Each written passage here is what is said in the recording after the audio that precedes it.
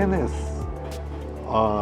законските основи да секоја куќичка, секој плац може да биде зграда, ги тера инвеститорите за да заработат повеќе, што е природно да градат во градското јадро. Градот со овие комунали и со овие финансии не може да ги следи тие проекти и еве веќе почнуваме да ги чувствуваме. Почнува да нема вода за паркирањето, за сообраќајот, за канализацијата, сите тие системи полека страдаат и некој треба таа ингеренција да ја врати во градот, од еден центар тоа да се управува за да може да се обезбеди квалитет на живење.